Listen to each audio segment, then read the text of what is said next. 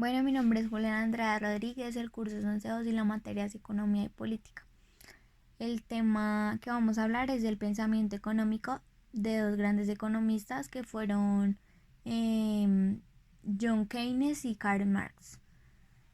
Para empezar con John Keynes y pues obviamente su pensamiento keynesiano, empezamos con que el keynesianismo es una teoría económica que obviamente fue propuesta por John Keynes, que obviamente fue plasmada en una teoría general del empleo, el interés y el dinero.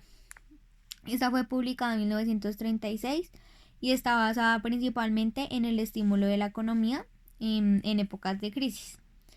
Esta economía keynesiana se centró en el análisis de las causas y en las consecuencias de las variaciones que tenía la demanda agregada y sus relaciones con el nivel de empleo e ingresos.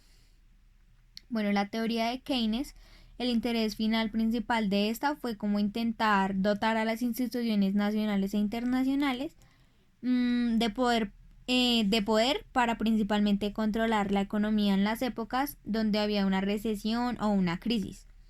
Este control principalmente se ejercía mediante el gasto presupuestario del Estado, la política, la cual se llamó la política fiscal. Respecto a esta justificación económica, se planeaba principalmente sobre un actuar. De esta manera, parte que sobre todo el efecto multiplicador que obviamente según Keynes se producía ante un incremento en la demanda agregada. En el punto central del keynesianismo está la demanda, es como el eje principal de su teoría. Keynes pues obviamente tiene en su pensamiento los supuestos de la doctrina clásica y de la neoclásica. En su mira principalmente estaba la alta inestabilidad de la demanda del conjunto de la economía. Para ingresos crecientes descendían los gastos de consumo mientras ganaban el significado del ahorro. Asimismo, la gente trabajaba no exclusivamente para poder satisfacer sus deseos de consumo actuales, sino también para crear ahorros y de fortuna. Este ingreso que estaba producido por la totalidad de la economía de un país era como en un determinado periodo, digamos un ejemplo en un año, y debería llegar a ser en su totalidad una demanda efectiva y todo un ahorro se debería como reintervenir. La dimensión de estas intervenciones estaban en forma predominante, depende menos del tipo de interés, que es el precio del dinero, como mucho más de las expectativas que estaban determinadas a los réditos futuros. Con respecto al futuro desarrollado de esta economía, hay que andar con cuidado, pues obviamente manteniendo tanto los ahorristas como los empresarios distancia de las intervenciones.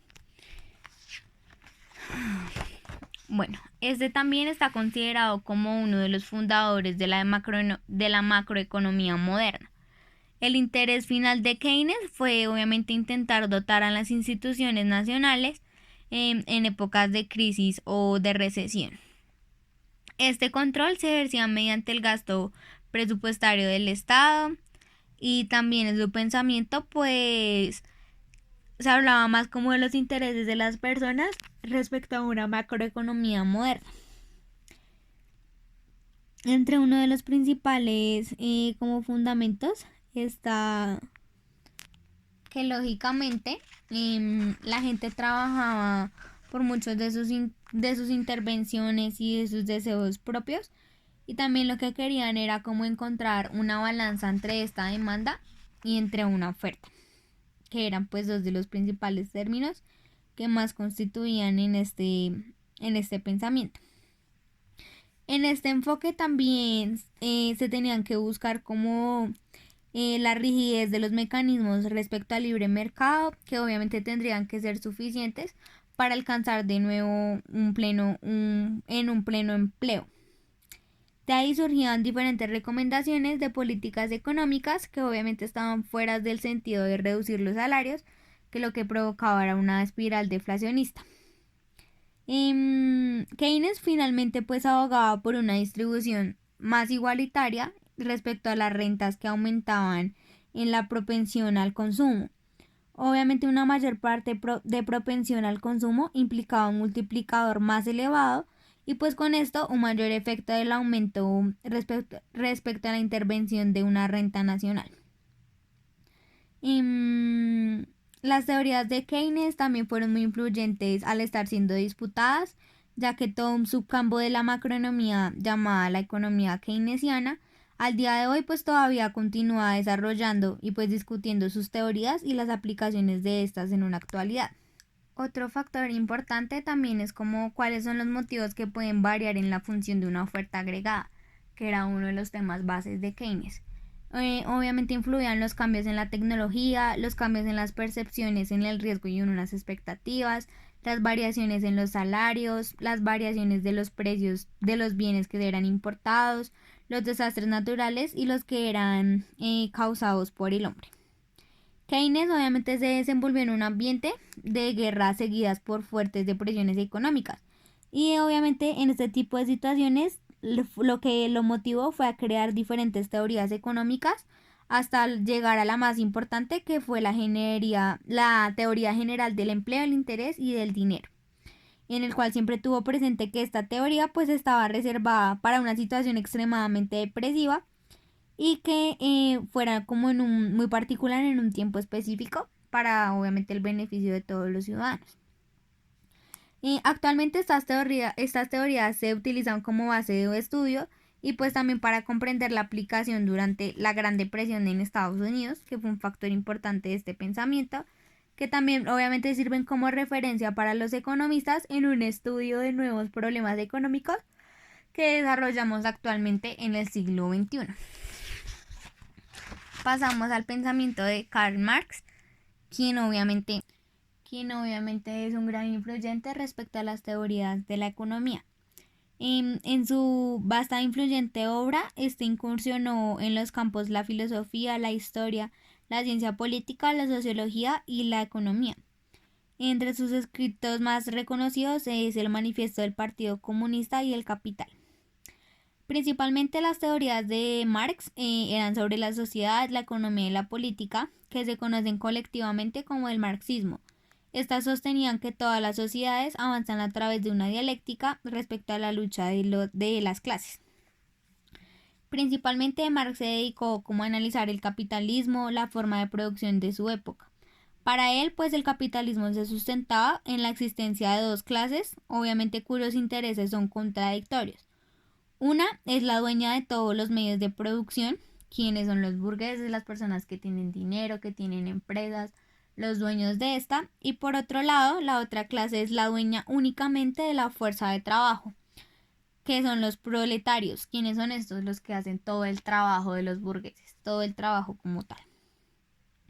Los burgueses y los proletarios obviamente están enfrentados en lo que Marx definía como una lucha de clases. Esto quiere decir que los dos grupos antagónicos tenían intereses contrapuestos para lo mismo. Marx definía principalmente el capitalismo como un sistema económico que estaba basado en la propiedad privada de los medios de producción, que las decisiones que eran tomadas pues respecto a eran descentralizadamente agentes económicos individuales, los cuales estaban buscando era maximizar sus beneficios y en busca de las señales de precios que emitían en el mercado y que obviamente financiaban libremente la regulación o una intervención externa de él. Bueno, de acuerdo con la economía marxista, el defecto que principalmente ocasionaba el capitalismo es que este es un sistema de explotación. El primer defecto es que el problema del excedente de mano de obra, en lo cual se refería con otro concepto, que la burguesía no se lucraba solo por la venta de su producto a un precio por encima del costo de materiales y el de la obra.